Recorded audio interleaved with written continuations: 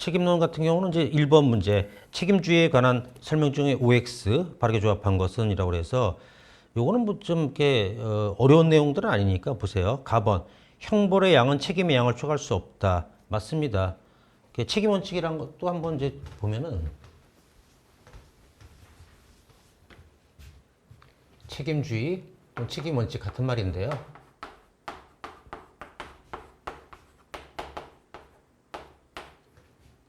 첫 번째로 이제 책임 없으면 형벌 없다. 책임 없으면 당연히 무죄죠. 무죄인데 형벌을 줄 수는 없으니까 너무 당연한 얘기죠. 그래서 어려운 건 아니란 얘기예요. 또 책임보다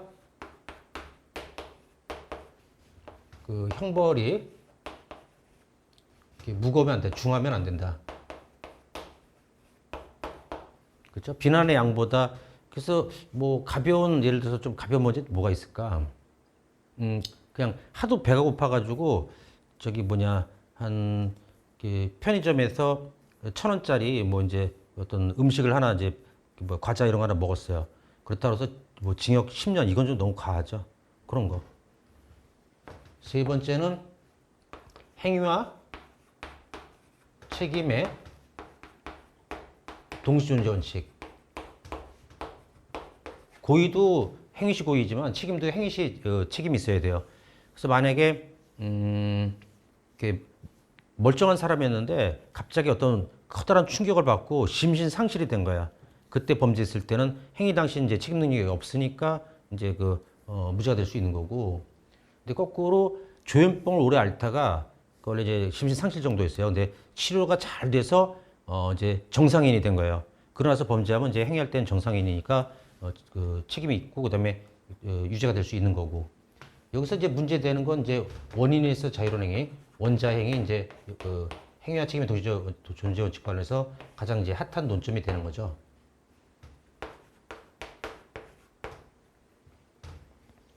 그다음에 예. 그래서 요 세 개가 이제 가장 중요하고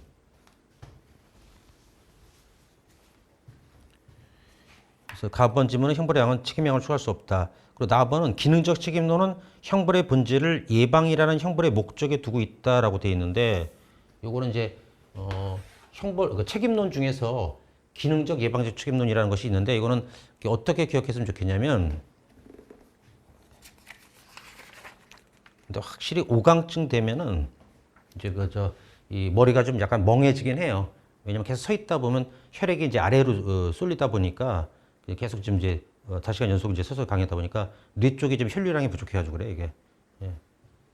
그래서 이제 하루에 뭐 10강, 20강 할 수가 없는 게 이 어떤 멍해져가지고 이제 생각이 빨리빨리 안 나는 그런 게 있어서 어쩔 수가 없는 것 같아요 사람인지라.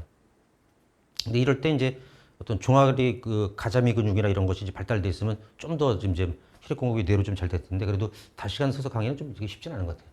중간에 휴식 없이. 어떤 그것도 휴식도 뭐 10분, 20분 쉰다고 되는 게 아니라 좀 약간 누워 있거나 이렇게 혈액을 갖다가 이제 공급해야 되는데 아니면 거꾸리라는 기구에 좀 매달리든가. 자, 그럼 이제 이 예방적 책임론이라는 것은 형벌은 요 문장을 기억하면 좋겠어요. 예방 기능이 목적이다. 이 문장을 하나 기억하면 좋겠어요. 그래서 예방적 책임론은 기능적 책임론이라고도 부르고 이들이 주장하는 건 뭐냐면 형벌이라는 것은 이제 결국은 이제 범죄를 예방하기 위한 그런 기능이 결국에 주된 목적이다라고 얘기를 하는 입장이거든요. 근데 요거는 비판점이 하나 있어요. 이걸 예방적 책임론, 기능적 책임론이라고 부르는데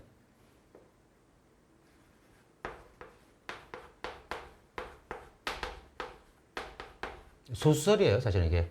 근데 시험 지문에는 요새 자꾸 커트라인 난이도를 높이고 싶다 보니까 좀 약간 좀 소수설이나 이제 좀 젊은 학자들이 주장했던 거를 가끔 지문에 자주 넣더라고요. 그래서 형벌의 예방 기능이 목적이다 이렇게 문장을 좀 기억해 놓고 비판. 어떻게 보면 이제 예방이 어떤 형벌의 목적이다 이런 주장 같은 경우는 사실은 형법보다는 약간 형사 정책에 치우쳐 있다는 느낌이 들어요. 형사 정책하고 좀 비슷한 과목이 범죄학인데 사실은. 저희 사시 때는 이제 형사정책이라는 과목을 시험 과목으로 봤었거든요. 좀 재밌게 공부했었어요. 근데 좀 사람 이름 외우는 게 짜증나서 그렇지. 근데 형사정책에 너무 치우친 게 아니냐, 형법이 아니라. 형법은 사실 이제 그 유죄다, 무슨 죄다, 이런 걸 주로 따지는 부분이잖아요. 형사정책에 너무 치우쳐 있다. 이런 비판을 받고 있고, 요것만 알면 되겠어요, 이거는. 깊이 할 필요도 없어요. 그래서 답은 기능적 책임론은 형벌의 본질을, 책임의 본질을, 그 다음에 이제 예방이라는 형벌 목적에 두고 있습니다. 그래서 형벌은 연방 기능이 목적, 그 다음에 책임이다. 이게 책임론 중에 그렇게 이제 생각하시면 되겠고. 답은 책임이 반드시 불법을 전제로 해야 성립되는 거 아니다? 미친 소리죠. 우리는 이제 구성요건 1단계 통과하고 해당하고 두 번째 위법성 통과되고 그 다음에 이제 책임을 갖다 나누는 건데 위법성까지가 불법이거든요. 그러니까 불법이 있어야 책임을 검토하는 거죠. 3단계에 가서.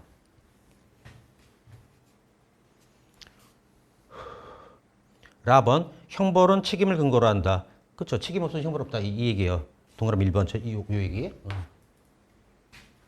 상습범의 형을 가중하는 것은 책임주의에 반한다? 미친 소리예요. 그러면 상습범이란 제도를 인정하지 말아야지. 근데 우리나라 인정하고 있잖아 지금. 형법 강론에도 상습이 있고. 책임주의에 반하지 않습니다. 틀렸고. 결과적 가중 범위에서 중한 결과에 대한 예견 가능성을 요구하는 것은 책임주의와 관계없다? 책임주의를 지키고 싶어하는 거죠. 단순히 중한 결과가 발생했다고 무조건 처벌하는 게 아니라 그것을 예견할 수 있는 가능성이 있느냐를 검토해 주는 것은, 즉 과실 그런 것을 따져주는 것은 바로 이제 형벌을 너무 지나치게 결과만 갖고 이제 처벌하는 그 결과 책임이 아니라 어느 정도 이제 행위 책임도 이제 묻겠다라는 그런 얘기예요. 그 예견 가능성이라는 거. 그래서 책임주의에 관계없다는 것은 이제 근거 없는 틀린 얘기고. 이거는 뭐 사법시험 문제인데도 보면 되게 좀 쉬운 편이었네 보니까. 2번 책임 능력에서 옳지 않은 것은 몇 개인가? 기억번 도의적 책임론. 자, 여러분들 도의적 책임론 기억나요? 저기 이제 구파 심파 얘기할 때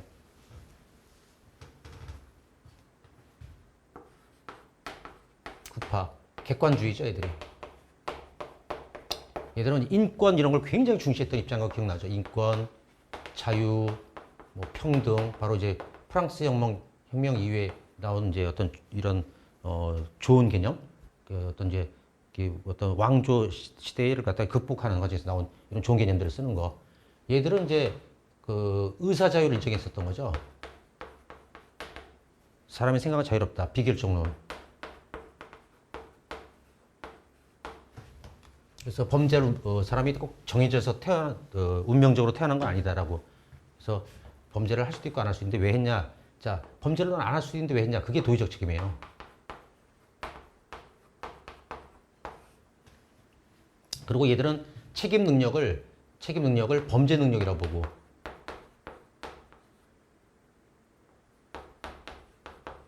그럼 이걸 한번 해석해 봅시다. 수학적으로. 책임 능력이 없으면 범죄 능력이 없으니까 무죄가 되는 거지. 자, 이건 인권 되게 중시하죠.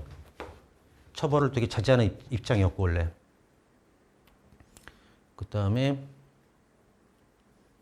이거랑 이제 대립되는 게 심파, 롬브르조가 창시자라고 할 수 있는, 이거는 주관주의. 얘네들은 차별의식이 있었지. 특히 이제 후천적 범죄인 말고, 사기 이런 거 말고, 생리적 범죄인, 강력범죄 이런 본능에 의한 뭐 강도, 강간, 살인 막 이런 것들은 생리적 범죄를 인정했으니까. 그래서 차별한다는 건 뭐냐면, 너의 타고난 DNA. 너는 이제 그 진화가 덜 된 애야. 전두엽이 부족하고, 이마가 뒤로 접겨지고, 그래서 그게 소질이에요. 타고난 소질이 문제다, 넌. 이거를 뭐로 판단했어? 반사회적인 외모라고 그랬지. 외모로 인해서 반사회적인 넌 성격이 있어. 이런 애니까 이건 어떻게 보면 이제 결정론이죠. 범죄할 운명으로 너는 결정되어 있는 놈이야. 그러니까 자유의사를 인정하지 않아요. 그래서 얘들은 뭐라고 그러냐면 책임을 갖다가 그리고 우리는 이제 그 사람 자체를 비난하는 게 아니라 이제 행위 책임이라고 하거든. 걔가 저지른 행위 때문에 걔를 갖다 비난하는 건데, 결정론 입장에서는 또 저기 사회적 책임론. 근데 사회적 책임론은 반사회적 책임론을 줄인 거로 생각하면 된다 그랬지. 비난은 너의 반사회적인 외모와 성격을 비난하는 거야, 우리가. 너는 범죄를 하기로 결정된 애기 때문에 너는 자유의지가 없어. 어차피 너는 할 수밖에 없어, 범죄를. 너는 그런 애야. 이거예요. 그러니까 이거는 행위자 책임이에요. 너 때문에 너를 비난한다. 너의 반사회적인 외모와 성격 때문에 너를 비난하겠다, 이런 거고. 또 책임 능력은 뭐로 보냐면 형벌 능력으로 봐요. 그럼 봅시다. 수학적으로 이것도 풀면은 책임 능력이 없다고 해서 무죄는 아니지. 범죄 능력이 없는 건 아니니까. 그래서 형벌 능력이라는 건 뭐냐면 형벌을 부과해서 이따 형벌을 주고 싶은 거야. 만약에 못생긴 데다가 미치기까지 하는 애야. 심신상실이야. 더 처벌해야지, 이거는. 더 위험한 애니까, 사회적으로. 그랬을 때 형벌을 부과해서 놔줄 수 있다면 너는 그냥 들어가. 이렇게 생각하시면 쉬워요, 이쪽에. 그래서 기억번, 도의적 책임론은 형사책임의 근거를 행위자의 자유의사에 찾으며, 이건 맞아요. 구파 입장이고 객관주의고 자유의사 인정하고, 가벌성 판단에서 행위보다 행위자의 중점? 아닙니다. 행위자의 중점 두는 것은 반사회적 외모, 그걸 신경 쓰는 이제 주관주의 입장이지. 그래서 행위자가 틀렸어요, 여기는.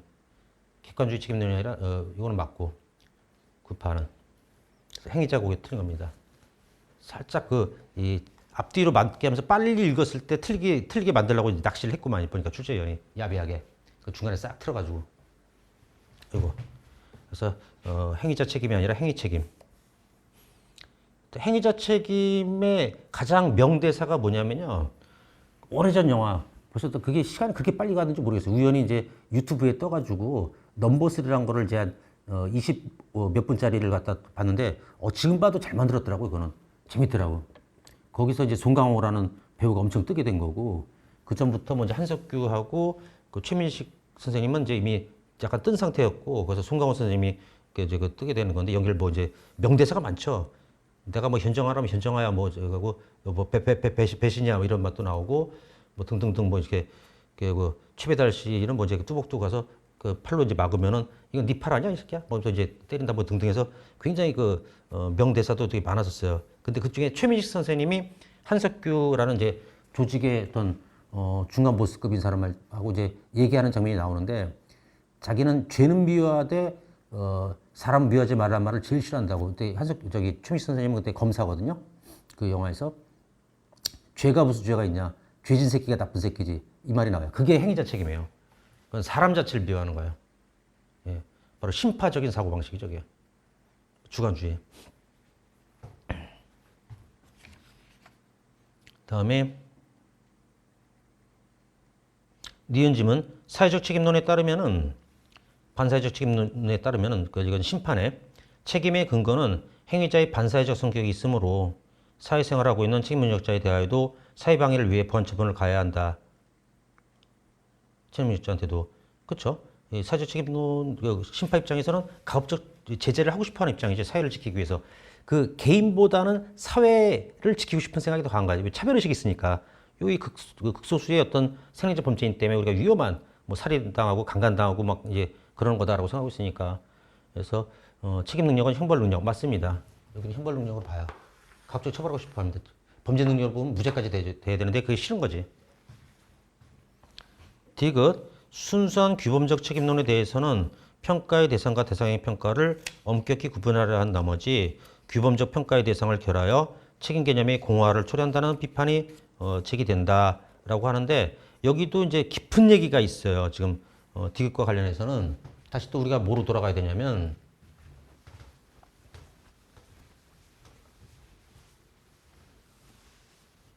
행위론으로 또 돌아가야 돼요. 자, 인과적 행위론, 최초의 행위론이죠.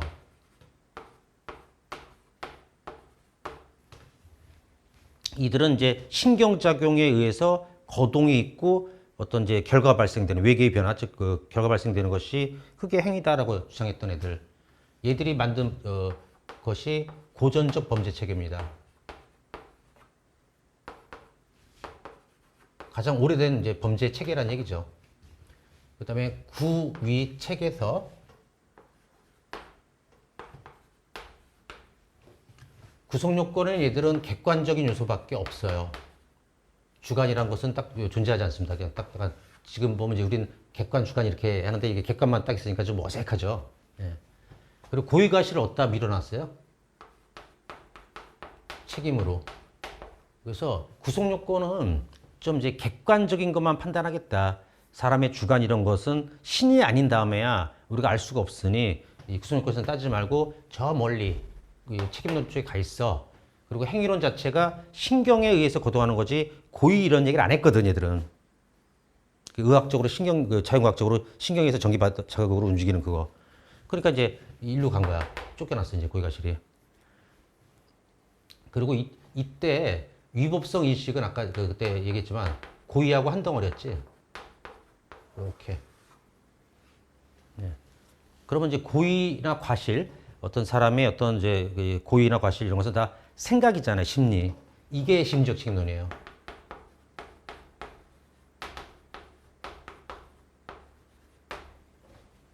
위법을 인식한다 이것도 사람의 심리, 마음이지 마음. 네. 정신이지. 그게 심리적 책임론이고, 그 다음에 그 심리적 책임론은 이제 큰 약점이 뭐가 있냐면 이제 비판할 수 있는 거는 이게 책임 능력자를 설명하기 어려워요.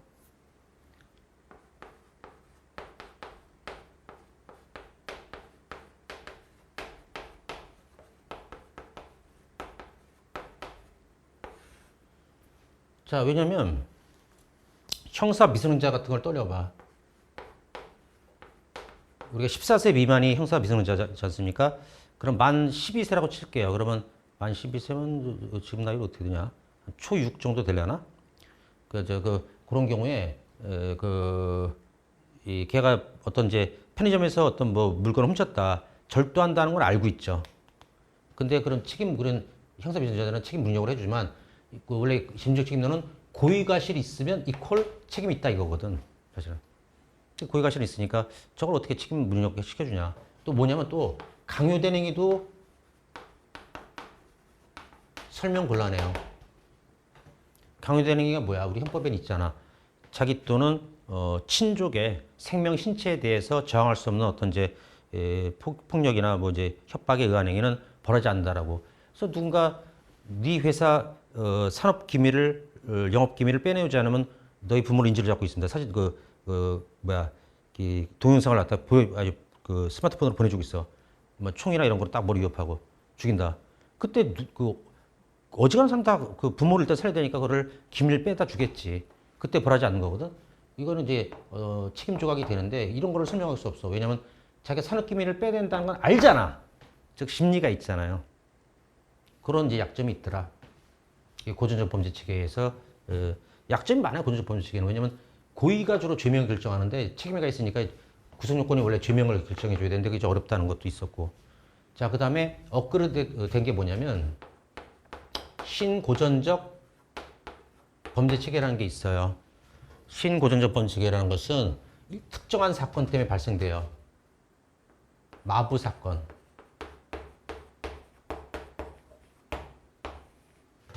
또는 이거를 난폭한 말 때문에 일어났다고 그래서 폭마 사건이라고도 불러요. 난폭한 말 사건이라고도 불러요. 스토리는 이렇습니다. 오래전 독일이에요. 거기는 마차가 이제 운송수단일 때입니다. 굉장히 오래전이죠. 근데 이 마부가 보니까 자기한테 배당된 말이 너무 난폭해. 사람을 잡고 이제 발로 차려들고 말이 발로 차면 죽습니다. 그러니까 이제 위험해서 마차회사 사장한테 건의를 해요. 이런 위험성을 느꼈으니까 좀 다른 말로 교체해 주십시오라고 했더니 이제 사장이 다른 사람들은 뭐 군말 없이 다 그 말 잘 끌고 다니는데 왜 말 갖고 말이 많냐고. 다시 일을 그만두고 싶어? 근데 또 실업자 될까봐 어쩔 수 없이 그 말을 끌고 다니다가 사고가 납니다. 사람을. 지금으로 얘기하면 이제 마차 사건이니까 이제 교통사고 같은 거겠죠. 자, 이게 그 당시 신문에 난 거예요. 이 불쌍한 스토리가. 근데 많은 독일 국민들이 생각에 이 마부가 너무 불쌍해. 그래서 이제 이런 사람을 이제 업무상 과실치사나 이런 거로 처벌하는 것은 좀 잘못된 거다라고 이제 여론이 막 형성돼요. 비난은 이제 오히려 마차에서 사장을 비난하고 있지. 그래서 그런 상황인데 그때 독일 대법원, 우리로 얘기하면 이제 대법원이 그때 이제 판례를 만듭니다. 심리적 책임론을 확 뒤집어요. 마오 사건 이후에. 그래서 이제 기대 가능성이라는 게 도입이 돼요. 자, 이때는 이제 고의과실. 이때도 이제 그 인간적 행위론이기 때문에 위법성 인식하고 고의는 한 덩어리고, 이때 추가되는 게 기대 가능성이에요. 이 책임의 기대 가능성이 처음 등장합니다. 어디에서? 신고정적 범죄 체계. 같은 인간적 행위론의 후반부 입장이지, 뭐를 계기로? 마부 사건을 계기로, 난폭한 말 때문에 일어났던 마부 사건을 계기로. 기대 가능성이 이제 우리가 익히 기본 강의만 들어도 많이 아는 건데, 적법행위 기대 가능성이 없다면, 즉 자기가 범죄가 아닌 걸 선택할 수 있는, 적법한 행위를 선택할 수 있는 것을 기대할 수가 없다면은 우리는 기대 가능성이 없다면 비난 가능성이 없다라고 한 거예요.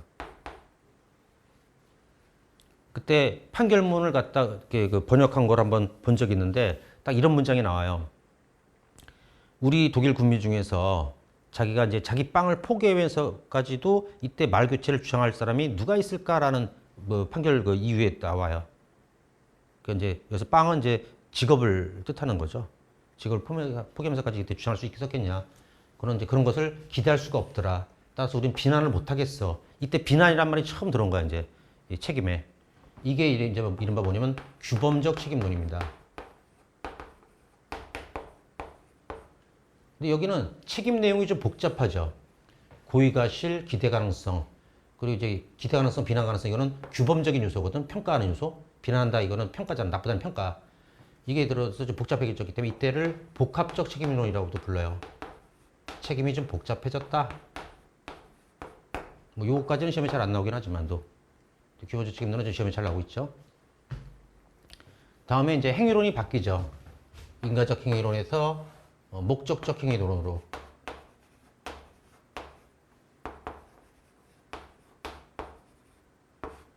행위 개념을 어떻게 바꿨어? 목적에 의해서 조종하는 거다, 거동하는 거다. 그래서 목적은 뭐라고 그랬어? 목적범위 목적이 아니라 고의야. 고의로 뭔가 조종하는 거. 그게 이제, 그러니까 어떻게, 행위는 원래 객관적 구성 요건 요소에 행위가 있잖아. 근데 행위 개념을 그렇게 바꾸니까 뭐가 돼? 고의가실이 일로 넘어온 거지. 그래서 이제 주관적 구성 요건 요소가 생기죠. 기본적 주관적 구성 요건 요소가 구성 요건 들어오고, 이게 뭐라고 그랬어? 형법학의 코페르니쿠스적 전환이다라고 얘기를 했었죠. 위대한 어떤 발견이다 하고 칭찬받고, 이것 때문에 막 죄명 결정하기도 되게 좋아지고. 이놈을 좀 더 위로 올려야 되는데, 이게 일로 이제 써야 되네. 이걸 좀 내리자. 그럼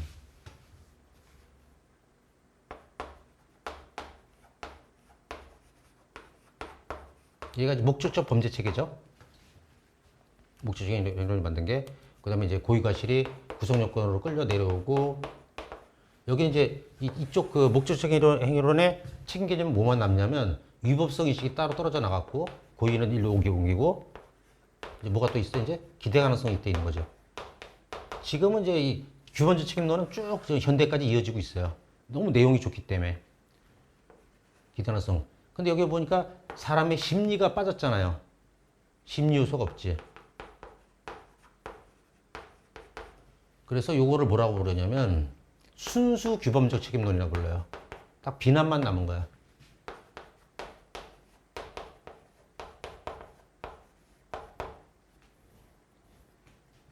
그래서 심리는 일로 가 있고, 여기는 이제 순수하게 규범적인 기대 가능성, 이게 딱 남아있는 그런 현상을 순수 규범적 책임론이라고 불러요.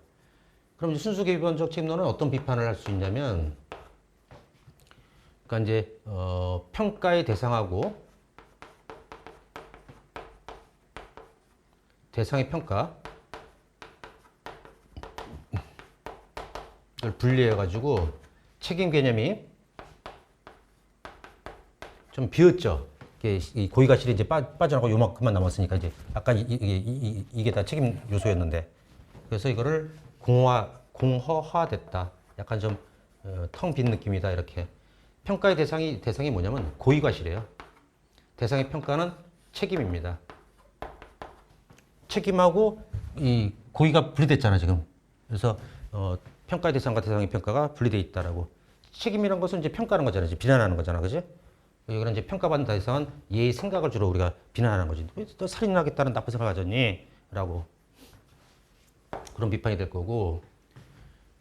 그 다음에 사회적 행위론이 또 있죠. 사회적으로 중요한 행태는 행태가 바로 행위다라고 했던.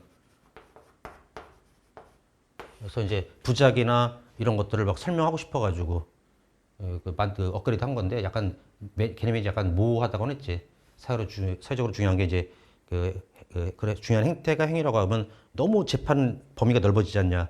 그래서 재판과 비재판의 한계 기능이 좀 약화된다라는 비판을 받습니다. 얘들은 이제 어떻게 돼?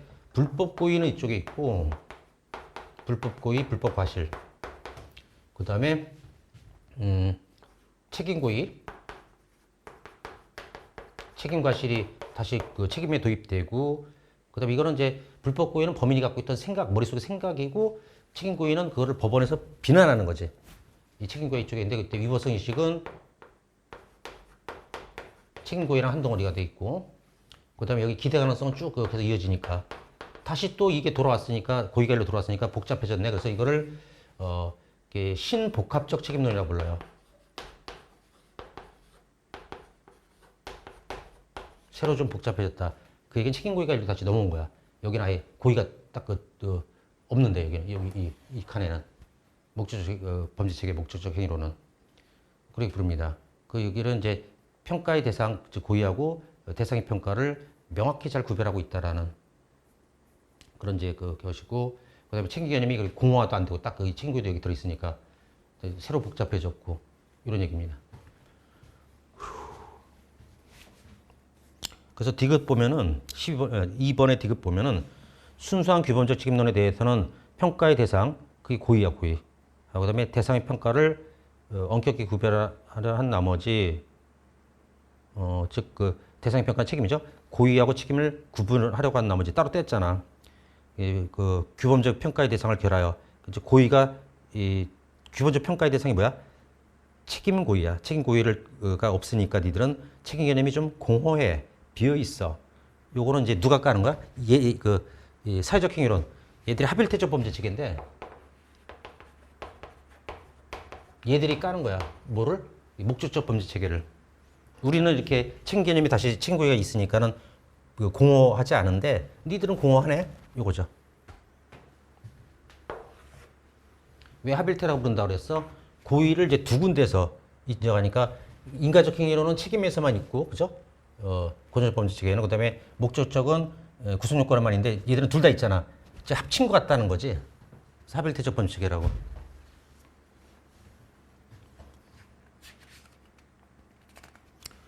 이것은 맞고 이거는 이제 순수 기본적 책임론, 즉 목적적 행위론을 비판하고 있습니다. 릴 책임 능력을 범죄 능력으로 이해하는 견해에 의하면 범죄 능력 이해하는 건 이제 구파 즉 도의적 책임론이네. 객관주의. 책임 능력자를 교사한 자에 대하여는 공범 성립의 극단적 종속에 의하더라도 극단적 종속은 뭐야? 공범 우린 제한적 종속이 우리나라 판례인데 구속요건의 해당성 정범이 구속요건의 해당성 위법성만 있으면 된다. 공범이 된다라는 건데 극단적 종속은 구속요건의 해당성 위법성 책임까지 있어야 공범이 된다는 거야. 그러니까 책임문자를 교사했을 때는 교사가 성립될 수 없지. 극단적 종속에 따를 때는 X. 이건 이제 공범 이론 얘기예요. 미음 행위 시 책임 능력이 없는 행위는 어떠한 경우에도 형벌을 불가할 수 없다. 어떠한 경우에 여러분 잠깐 의심 들죠. 이게 뭐야 이게 원인에 있어 자유로운 행위에 걸려들면은 형벌을 부과할 수 있죠. 그래서 틀렸습니다. 다음에 3번 책임 본질에 관한 설명 중 적절하지 않은 것은 1번 심적 책임론은 책임을 행위 당시 행위자가 지니고 있었던 고의 또는 과실하는 심리 상태라고 하며 책임을 행위자의 내심, 속마음에 대한 판단으로 파악하는 것이다. 사실 판단으로. 이게 심적 책임론은 맞죠. 고의 과실이 있으면 책임이 있다라고 평가하는 거 맞고. 근데 비난이나 규범이란 말이 나오면 안 된다. 그 심적 책임론에서는. 그건 규범적 책임론, 마부 사건 이후에 도입된 개념이니까. 2번 규범적 책임론은 책임의 본질을 심적 사실관계에 두는 것이 아니라 그 사실관계에 대한 그렇죠. 규범적 평가라는 거. 규범. 그 규범이 바로 이제 기대 가능성 이후에 나온 개념이고 비난 가능성에 두고 있다. 맞습니다. 마부 사건 이후에 나왔던 신고전적 범죄 체계죠. 3번 예방적 책임론은 아까 어떻게 했어요? 형벌의 목적은 예방 기능 책임이다 이렇게 얘기했지.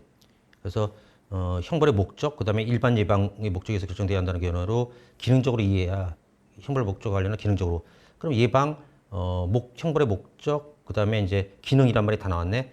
맞습니다. 그래서 형벌의 목적은 예방 기능 책임론이 있어요. 근데 이거는 어떤 비판이 된다? 야, 너무 좀 형법보다는 형사 정책 같은데? 라는 비판이 되고 있다. 4번.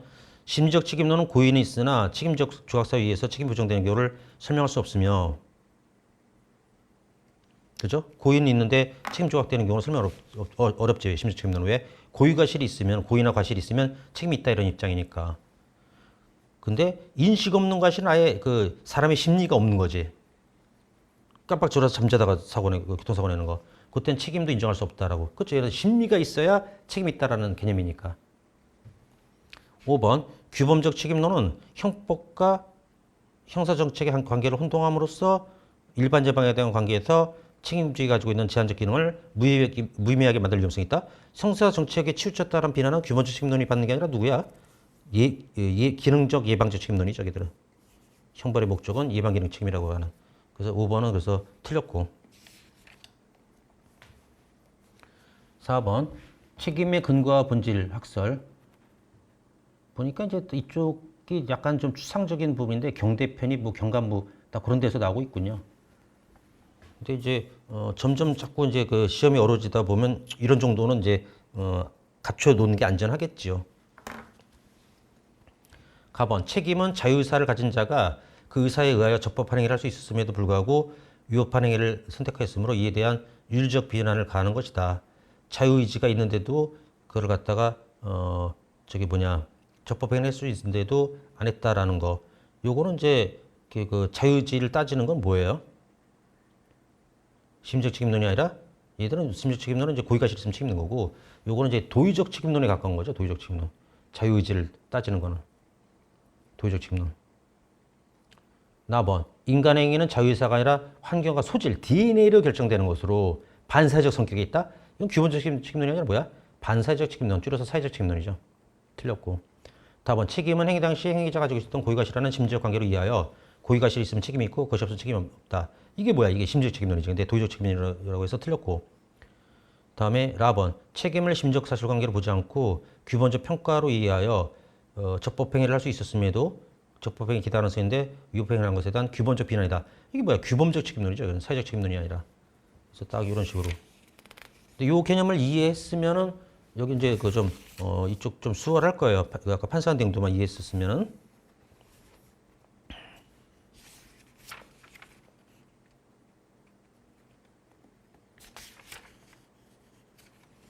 자, 5번. 책임론에서 옳은 것은 1번. 책임은 반드시 불법을 전제로 성립되는 것은 아니다. 미친 소리죠. 불법해야 책임 따지지 우리는.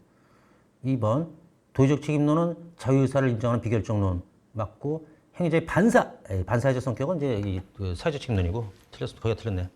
3번. 사회적 책임론에서는 책임을 심리적 관계로 보지 않고 규범적 평가, 규범 나오면 뭐야 이거는? 규범적 책임론이지. 그래서 사회적 책임론이 아니라 규범적 책임론으로 바꿔야 되고 틀렸습니다. 4번. 심리적 책임론에 따르면 책임 본질은 인식과 의사인 고의 또는 과실이 있다고 본다. 줄여 읽으면 고의 과실이 있으면 책임이 있다. 맞죠? 답은 4번. 6번. 책임에서 올바르게 연결된 것은 그 설명의 기억번. 고의 과실은 책임을 이루는 본질적 요소이기 때문에 고의 과실이 없으면 책임이 인정되지 않는다. 이건 심리적 책임론이네. 니은. 책임의 노행은 형벌의 목적으로 결정. 형벌의 목적으로 따지는 게 뭐야 이게? 형벌의 목적은 예방 기능. 바로 예방 기능적 책임론이죠 이거는. 디귿. 책임을 평가적 가치관계로 이하여 법 공동체가 행위자에게 적법행위를 기대할 수 있는 것을 기준으로 책임 본질을 파악한다. 적법행위를 기대하는 성은 어디야? 규범적 책임론. 리을은 인간의 자유의지를 따지는 게 뭐야? 도의적 책임론. 미음. 범죄 행위는 일종의 질병과 같이 사회적으로 유의하는 현상이기 때문에 범죄 원인은 소질과 환경, DNA 있고 반사회적 성격 뭡니까? 사회적 책임론. 쉽죠? 검찰직에서 나왔었네요. 7번. 또 경대 편입이구나. 옳은 거. 1번. 도의적 책임론에 의하면 자유의지를 가진 자가 맞고, 책임 능력자에 대해서도 사회방해로 해서 형벌과 보안 처분을 부과할 수 있다.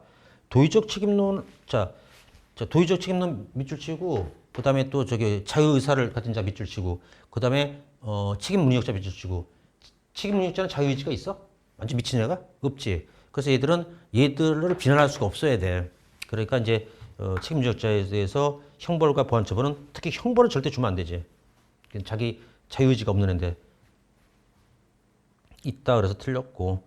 2번 사회적 책임론 밑줄 치고 자유의사가 없고 아니 자유의사가 아니라 수질 DNA로 결정된다는 결정론 맞고, 반사의 성격 맞고, 그 형벌을 부과할 수는 없고.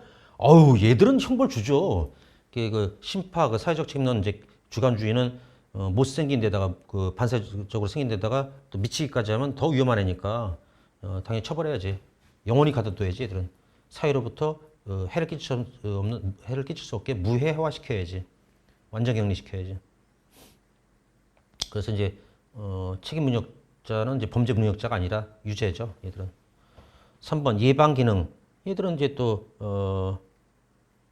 책임론에 의하면 고의가실의 이중 기능을 인정하며, 책임 요소에는 책임 능력, 위법성 인식, 기대 가능성, 책임 그 고의가실 요소를 포함하고 있다.